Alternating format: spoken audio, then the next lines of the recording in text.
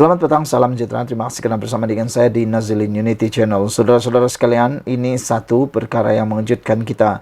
Benarkah seorang ahli Dewan Undangan Negeri sah lompat parti? Itu menjadi persoalan kita. Ini semua timbul daripada satu laporan di Malaysia kini bahawa Adun UMNO Melaka hadiri majlis pelancaran jentera PN.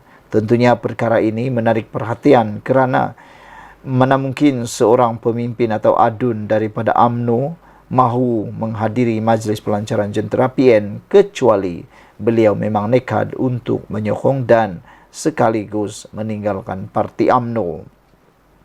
Adun UMNO Melaka Muhammad Jailani Khamis dilaporkan hadir pada sebuah majlis berprofil tinggi Perikatan Nasional di Johor malam tadi. Acara itu bagi menandakan bermulanya kempen Perikatan Nasional bagi pilihan raya kecil PRK Simpang Jeram dan Pulai yang berlangsung pada 9 September ini. Kehadiran Jailani malam tadi diumumkan oleh Setiausaha Agung PAS Taqiyuddin Hassan yang memaklumkan ada rakan dari Melaka yang menyertai mereka. Menurut akhbar The Star, Jailani berkata dia hadir pada majlis itu bagi pihak Muafakat Nasional, sebuah NGO yang diterajui oleh bekas Setiausaha Agung BN Anwar Musa.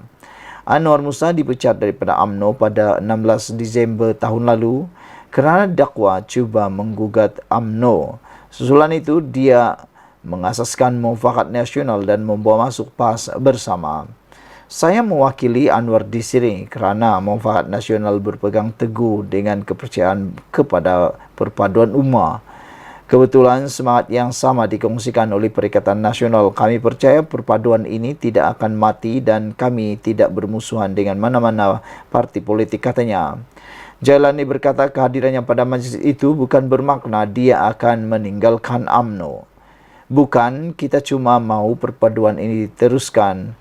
Jika tidak melalui PAS, UMNO dan Bersatu, maka melalui Muafakat Nasional sebagai NGO, kata beliau. Perlu ada ruang untuk Parti Melayu duduk bersama dan bersatu, katanya lagi. Tindakan Jailani itu dijangka akan menimbulkan rasa kurang senang di kalangan pimpinan UMNO yang berikrar akan menyokong usaha kerajaan Pakatan Harapan dalam mempertahankan kedua-dua kerusi tersebut. Jailani dilantik sebagai adun Rembia pada tahun 2018 dan tiket PKR sebelum berpaling tadah pada tahun 2020 dia menyertai UMNO setahun kemudian. Setelah dipilih semula semasa pilihan raya Dewan Undangan Negeri Melaka 2021 atas tiket BN, dia dilantik sebagai anggota Exco Kerajaan Negeri Ketua Menteri ketika itu Sulaiman Mat Ali. Bagaimanapun, apabila Abdul Rauf Yusuf mengambil alih jawatan Ketua Menteri pada tahun ini, Jailani digugurkan. Jailani mempertahankan kerusi Rembia pada 2021 dengan meraih 41.6% undi pada Julai lalu. Dun Melaka meluluskan undang-undang anti lompat parti yang bertujuan mana-mana wakil rakyat daripada beling tada. Saudara-saudara sekalian, ini satu berita yang memang menggemparkan kita apabila seorang ahli Dewan Undangan Negeri daripada UMNO tiba-tiba pula bersama dengan pelancaran jentera Perikatan Nasional. Namun demikian, apa yang mengejutkan kita ialah tiada jalan untuk mereka cuba-cuba lompat parti kerana sekarang ini ada sudah undang-undang anti lompat parti. Sekian dulu untuk kali ini. Jangan lupa tinggalkan komen anda, tekan butang subscribe. Kita jumpa lagi. Bye-bye.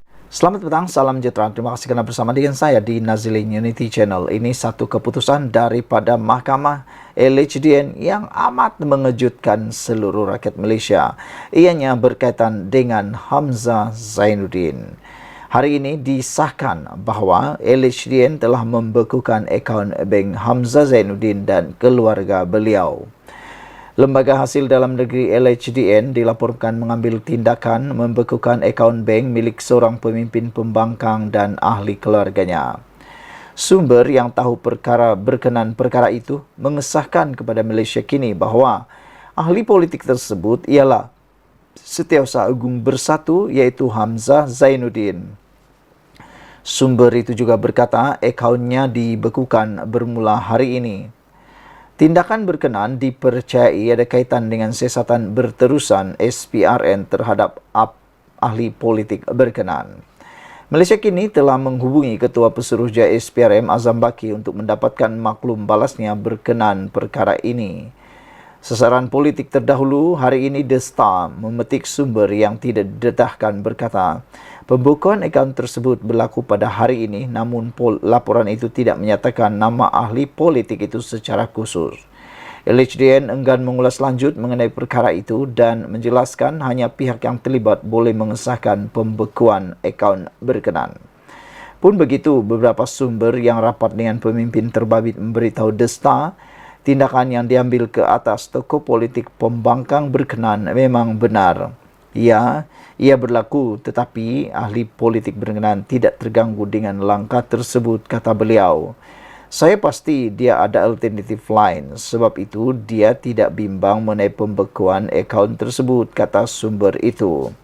Sementara itu, Sinar Harian memetik sumber menyatakan ahli politik terbabit ialah Hamzah Zainuddin. Bukan sesuatu yang mengejutkan dan memang Hamzah menjadi sasaran politik, kata sumber tersebut. Pada Jun lalu, Malaysia kini melaporkan pegawai LHDN menyerbu kediaman Hamzah Zainuddin di Kuala Lumpur dan sejumlah fail serta dokumen berkaitan akaun dan pemilik asetnya dikatakan disita. Awal bulan ini, Hamzah yang juga Ketua Pembangkang Parlimen menghantar surat tuntutan kepada kerajaan dan Azam bagi menuduh mereka menyalahgunakan kuasa untuk mendakwanya atas kesalahan yang tidak dilakukan, kata laporan ini. Saudara-saudara sekalian, ini memang mengejutkan kita apabila akaun bank Hamzah Zainuddin dan keluarganya telah pun dibekukan. Ikuti terus ulasan selepas ini. Selamat pagi, salam sejahtera. Terima kasih kerana bersama dengan saya di Nazilin Unity Channel. Ini satu lagi pendedahan terkini di mahkamah dalam perbicaraan Rosmah Mansur melibatkan pengubahan wang haram. Pendakwaan berkata, Rosmah tidak bekerja tapi terima sejumlah wang besar. Persoalan daripada pendakwaan ialah kenapa tak bekerja tapi menerima uang yang begitu besar.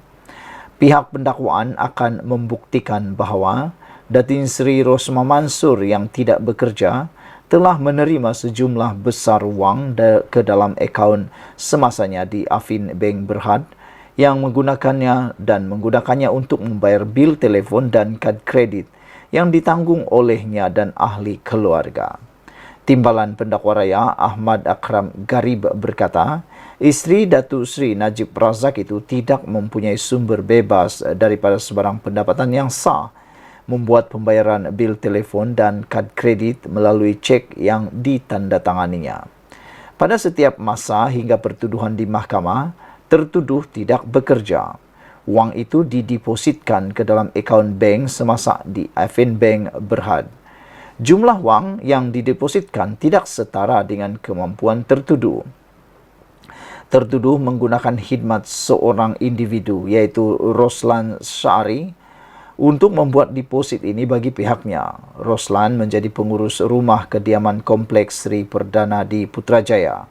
Wang dalam deposit ini menjadi subjek pertuduhan pertama hingga ke-12 dalam kes ini, kata beliau dalam pernyataan pembukaannya pada hari pertama perbicaraan kes pengubahan wang haram yang dihadapi Rosmah di hadapan Hakim Mahkamah Tinggi K. Muniandi. Ahmad Akram berkata, wang berkenan tidak pernah dimaklumkan kepada Lembaga Hasil Dalam Negeri LHDN seperti yang dikehendaki oleh undang-undang dan cukai pendapatan juga tidak pernah dibayar terhadap wang berkenan. Oleh itu, Ahmad Akram berkata, pihak pendakwaan akan membuktikan bahawa ketika disoal siasat oleh pegawai SPRM, tertuduh telah membuat kenyataan palsu berhubung wang yang dimasukkan ke dalam akaunnya. Pihak pendakwaan akan mengemukakan sebagai sebahagian daripada kesnya penyataan yang direkodkan daripada tertuduh di bawah Seksyen 32(3) Akta Pencegahan Pengubahan Wang Haram, Pencegahan Pembiayaan Keganasan dan Hasil daripada Aktiviti Haram 2001. Adalah menjadi kes pendakwaan bahawa apabila keseluruhan keterangan dipertimbangkan secara menyeluruh, kelakuan tertuduh dalam semua keadaan kes itu secara adil menyokong kesimpulan yang tidak dapat ditolak bahwa deposit yang dipersoalkan adalah hasil daripada aktiviti yang menyalahi undang-undang yang bertentangan dengan Seksyen 4 dalam kurungan 1(1)(e). Bukti yang akan dikemukakan oleh pihak pendakwaan akan membuktikan bahawa deposit berkenaan boleh dipercayai secara munasabah sebagai harta yang merupakan hasil daripada aktiviti yang menyalahguna atau menyalahi undang-undang. Seperti yang telah kami katakan, tertuduh tidak mengisytiharkan wang depositnya itu di LHDN seperti yang dikehendaki oleh undang-undang, kata Ahmad Akram. Beliau juga berkata, isteri bekas Perdana Menteri itu telah melanggar Seksyen 112 Akta Cukai Pendapatan 1967 yang merupakan kesalahan berjadual di bawah AMLA. Oleh itu, ia adalah satu kesalahan yang serius yang perlunya pelakunya merupakan aktiviti yang menyalahi undang-undang yang mengikut definisi pengubahan wang haram. Mengenai fakta yang disebutkan di atas, pihak pendakwaan akan menentukan bahawa tertuduh melakukan kesalahan pengubahan wang haram seperti yang didakwa dalam pertuduhan terhadapnya, kata timbalan pendakwa raya itu. Rosmah, 71 tahun berdepan, 12 pertuduhan pengubahan wang haram, membabitkan RM 7,97,750 dan 5 pertuduhan gagal mengisytiharkan pendapatannya terhadap LHDN. Beliau didakwa melakukan perbuatan itu di Afin Bank Berhad, bangunan getah asli Cawangan, Jalan Ampang di Kuala Lumpur antara 4 Disember 2013 dan 8 Jun 2017 dan di LHDN Kompleks Bangunan Kerajaan, Jalan Tunku Abdul Halim di Kuala Lumpur antara 1 Mei 2014 dan 1 Mei 2018. Saudara, ini ialah persoalan yang paling penting, yang paling besar harus kita ketahui. Rosmah tidak bekerja tapi terima sejumlah wang besar, kata pendakwaan. Kita jumpa lagi. Bye-bye. Selamat datang, salam sejahtera. Terima kasih kerana bersama dengan saya di Nazilin Unity Channel. Wah, ini pasti satu pendedahan yang tak pernah Anda ketahui. Sejak akhir-akhir ini, kes tentang Rosmah Mansur dan Najib Razak sudah lama dilupakan. Tetapi ianya mula timbul semula apabila kes perbicaraan mereka mula dibuka semula. Ini memberikan pendedahan-pendedahan dan juga pembongkaran-pembongkaran rahsia dan isu yang ramai tak tahu dan kita pun tak pernah dengar. Hanya apabila di dalam mahkamah barulah sebarang isu itu dikeluarkan. Itu sebab saya kata, kalau nak saman lebih baik disaman di mahkamah, kerana apabila berlaku di mahkamah, pertikaian di mahkamah, perkara-perkara yang tersembunyi akan semuanya diketahui. Dan hari ini dikabarkan di mahkamah, disebut di mahkamah bahawa jurubank akaun Rosmah terima masa atau terima masuk lebih RM 1 juta ringgit antara 2014 hingga 2017. Wah, ini satu nilai uang yang bukan sedikit tetapi amat baik, sangat banyak. Seorang jurubank hari ini memberi keterangan bahawa akaun Rosmah Mansur menerima masuk lebih RM 1 juta antara 2014 dan 2017. Semasa perbicaraan pengubahan wang haram dan pengelakan cukai berjumlah RM 7 juta hari ini ke atas isteri bekas Perdana Menteri Najib Razak, Nur Ashikin Abdullah dari Afin Bank berkata, terdapat 27 transaksi melibatkan RM 1 juta ringgit. Mesin deposit tunai bank merekodkan transaksi yang melibatkan akaun yang berakhir dengan 0058, katanya lagi. Saksi pertama pendakwaan itu ketika membacakan kenyataan bertulisnya berkata bahawa deposit di cawangan bank di beberapa lokasi itu dilakukan antara 13 Oktober 2014 dan 8 Jun 2017.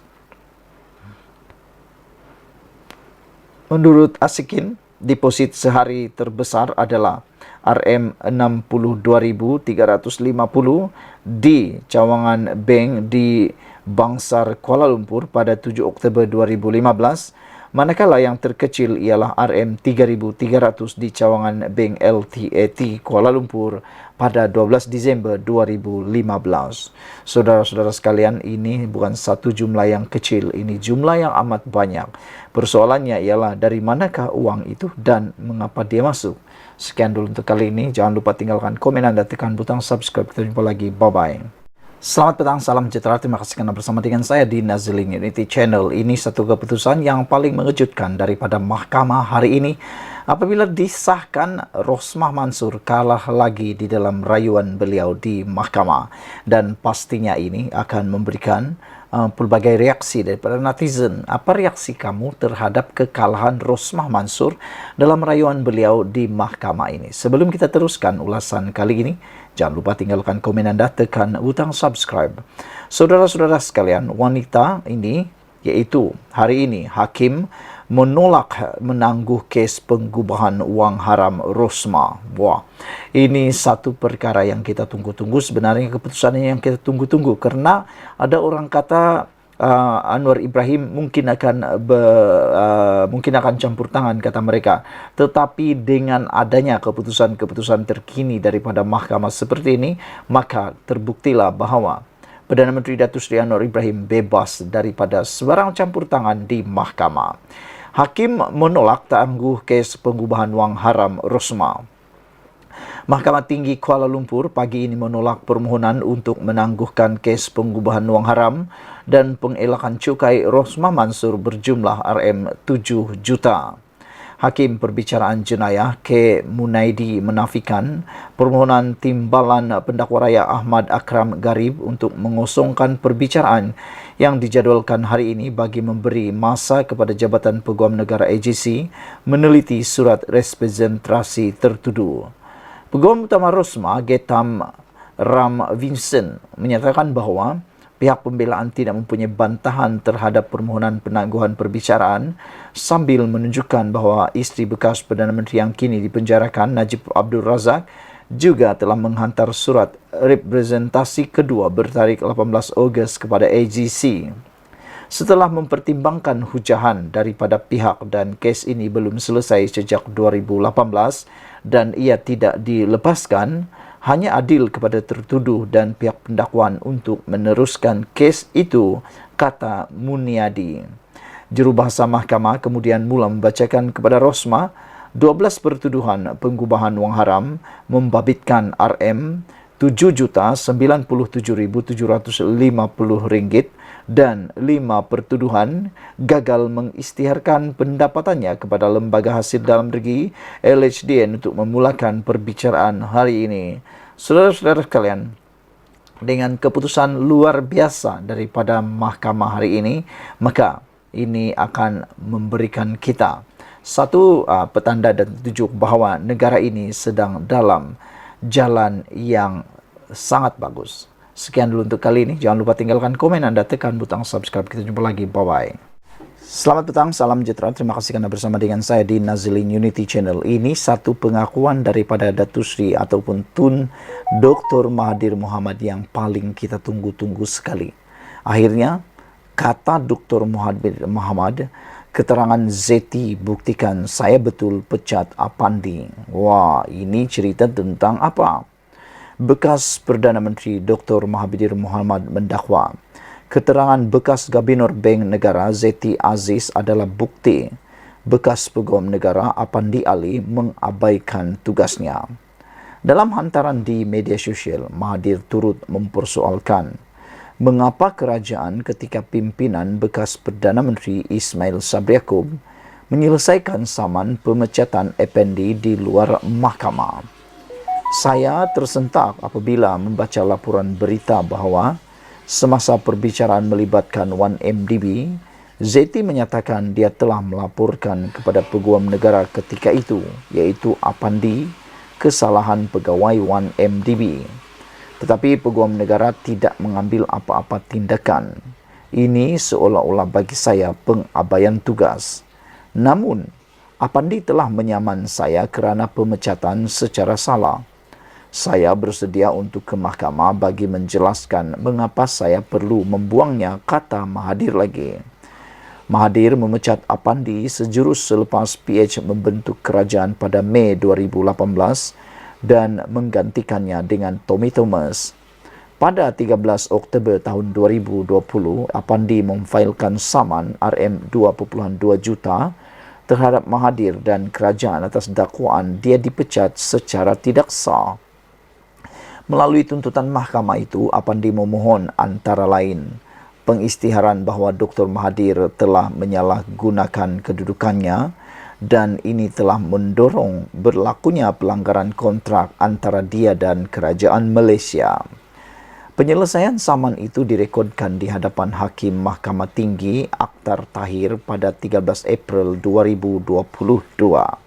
Dalam keterangannya ketika perbicaraan pada 27 Julai lalu, Zeti mengesahkan bahawa pada 13 Ogos 2015, Bank Negara Malaysia menyerahkan kertas siasatan IP kepada AGC dengan SOR untuk memulakan pendakwaan jenayah dan mendakwa 1MDB termasuk pegawai kanannya. Zeti berkata 1MDB dan pegawainya didapati melanggar peruntukan di bawah Akta Kawalan Pertukaran Wang 1953 ECA kerana memberikan maklumat palsu kepada Bank Negara Malaysia dalam permohonannya bagi kebenaran membuat pembayaran di luar negara. Di sebalik semua bukti yang dikumpul dan direkodkan oleh Bank Negara Malaysia dalam IP mengenai 1MDB yang dikemukakan, AGC ketika itu atas sebab yang tidak diketahui pada 11 September 2015 memutuskan bahawa IP yang dikemukakan oleh Bank Negara Malaysia diklasifikasikan sebagai tiada tindakan lanjut atau NFA, kata Zeti. Dalam kenyataannya hari ini, Mahathir terus mengkritik cara Apandi mengendalikan tuduhan rasuah terhadap bekas Perdana Menteri Najib Razak yang kini sedang menjalani hukuman penjara. Satu lagi contoh keputusan salah Apandi ialah menolak semua kes terhadap Najib. Namun, apabila seorang lagi peguam negara iaitu Tommy Thomas membawa kes Najib ke mahkamah, 3 mahkamah dan 9 hakim mendapati Najib bersalah. Jelas sekali Apandi sebagai AG tidak meneliti kes itu secara menyeluruh sebelum mengisytiharkan Najib tiada kes untuk dijawab. Ini sekali lagi menunjukkan pengabaian tugas di pihak Apandi. Namun apabila dia menyaman kerajaan dan saya kerana pemecatan secara salah, kerajaan bersetuju untuk menyelesaikan kes di luar mahkamah dan memberikan Apandi sejumlah wang yang tidak diketahui untuk menggugurkan tindakannya menyaman kerajaan dan saya, kata Mahathir. Ini bermakna kerajaan bersetuju bahawa beliau telah dipecat secara salah. Saya bukan pihak dalam penyelesaian itu. Saya tidak bersetuju bahawa saya telah memecat Apandi secara salah. Kini, laporan bahawa beliau gagal mengambil tindakan terhadap laporan oleh Bank Negara membuktikan beliau tidak menjalankan tugasnya sebagai AJ. Ini mewajarkan lagi pemecatannya sebagai AJ. Bahawa AJ seperti itu diberi pampasan dengan jumlah wang yang tidak diketahui tidak menggambarkan dengan baik kedaulatan undang-undang di negara ini, ujar Mahathir lagi. Apabila Mahathir membuat pengakuan dan pendedahan ini, mata dan pemikiran kita memang terbuka. Sekian dulu untuk kali ini. Jangan lupa tinggalkan komen Anda, tekan butang subscribe. Kita jumpa lagi. Bye-bye. Selamat petang, salam sejahtera. Terima kasih kerana bersama dengan saya di Nazilin Unity Channel. Ini bukan main-main. Ini perkara yang sangat serius. Perbuatan gurauan boleh dipilih. Perbuatan gurauan harus berhati-hati. Mungkin pada kita gurauan tersebut adalah gurauan semata-mata. Tetapi bagi orang yang menerima gurauan tersebut, mungkin ianya akan membawa kesan yang amat dahsyat, besar dan membawa kesan sehingga ke akhir hayat. Perbuatan yang disangka hanya akan disangka boleh selesai sehari dua, mungkin ianya akan berlanjutan. Apalagi apabila perbuatan gurauan tersebut telah direkam dalam video dan telah tular. Bayangkan Anda ialah subjek kepada gurauan tersebut dan orang melihat bagaimana Anda menjadi bahan gurauan, terutamanya melibatkan dipukul kepala. Ini semua ialah apabila satu petikan keratan video menunjukkan Sanusi memukul kepala seorang wanita dengan menggunakan gulungan kertas. Ini menimbulkan pelbagai reaksi daripada netizen dan juga daripada aktivis bebas NGO terutamanya wanita. Salah satu perkara yang kini menjadi tular ialah Menteri Besar Kedah ketuk kepala, Sanusi nak melawak pun melawaklah benda lain, kata seorang pemimpin daripada Pakatan Harapan iaitu Mahfuz Omar. Timbalan Menteri Besar Kedah Datuk Seri Muhammad Sanusi, tindakan Menteri Besar Kedah Datuk Seri Muhammad Sanusi Mak Nur yang mengetuk kepala seorang wanita dengan gulungan kertas seakan-akan bergurau dengan rakyat dianggap sebagai tidak wajar.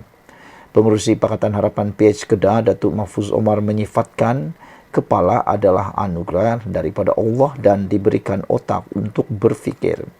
Jadi tidak sepatutnya, tidak sewajarnya Sanusi buat begitu. Bagi saya tindakannya kurang elok. Sepatutnya nak melawaklah benda lain, kata beliau. Nak berguraulah benda lain. Jangan bergurau benda-benda yang boleh memberikan gambaran sebab bukan semua orang boleh faham, kata Mahfuz. Apabila kita menjadi pemimpin seperti Menteri Besar, kita seharusnya menjaga benda-benda seperti ini, katanya ketika dihubungi Harapan Daily hari ini. Beliau berkata demikian apabila ditanya tentang video tular yang menimbulkan kontroversi melibatkan Sanusi dan seorang wanita tempoh hari. Ada netizen yang mula memberikan pandangan dan perbezaan. Kata mereka, waktu Anwar Ibrahim membuat gurauan meminta nombor telefon semasa memberikan ceramah baru-baru ini, walaun cuba mengatakan yang tak baik untuk Anwar Ibrahim. Mereka sekarang ini, para penyokong Anwar Ibrahim membuat perbandingan. Mana yang lebih teruk? Kata mereka, Anwar Ibrahim bergurau hanya meminta nombor telefon. Tapi Sanusi pula bergurau dengan memukul kepala. Jadi, mengetuk kepala. Jadi, mana satukah gurauan yang boleh diterima? Namun, walaupun tetap hanya menerima gurauan daripada Sanusi, tetapi tidak dapat menerima gurauan daripada Anwar Ibrahim. Itu yang dikatakan oleh para penyokong daripada blog Anwar Ibrahim. Mereka kata, kalau mereka buat, kata mereka, itu semua boleh terima, semua boleh benar. Tapi kalau Anwar yang buat, semuanya salah, kata mereka. Namun, gurauan yang dilakukan Sanusi itu tidak patut. Kadang-kadang ia memberikan contoh yang tidak baik kepada generasi baru, kata Mahfuz lagi. Mengulas lanjut, Mahfuz yang juga naib Presiden Amanah menyifatkan masyarakat sememangnya akan berasa seronok jika seseorang pemimpin bergurau bersama mereka. Jadi kita coba elak. Apatah lagi lelaki dan perempuan. Walaupun tidak menyentuh aurat dan sebagainya, tapi saya fikir tindakan itu tidak wajar, ujar beliau lagi. Baru-baru ini tular sebuah video berdurasi 18 saat yang menunjukkan tindakan ahli Dewan Undangan Negeri Adun Jeneri itu bergurau dengan mengetuk kepala seorang wanita menggunakan kertas mendapat perhatian warga maya. Kejadian tersebut turut disambut gelak tawa orang sekeliling yang menganggap ia sebagai jenaka biasa. Dan Sanusi juga telah mendapat sokongan perhatian daripada para penyokong PN dengan mengatakan, okeylah, bukan ketuk guna kuali. Penyokong PN tetap halalkan aksi Sanusi. Selepas ungkapan biadab Kepala Bapa Hang, penyokong Perikatan Nasional PN dilihat cuba untuk menghalalkan aksi Menteri Besar Kedah Datuk Seri Muhammad Sanusi Mak Nur mengetuk kepala seorang wanita dengan gulungan kertas. Malah mereka mendakwa individu bertudung warna perang yang diketuk itu merupakan anak saudara ahli Dewan Undangan Negeri Adun Jeneri berkenan. Sekian dulu untuk kali ini. Jangan lupa tinggalkan komen Anda, tekan butang subscribe. Kita jumpa lagi. Bye-bye.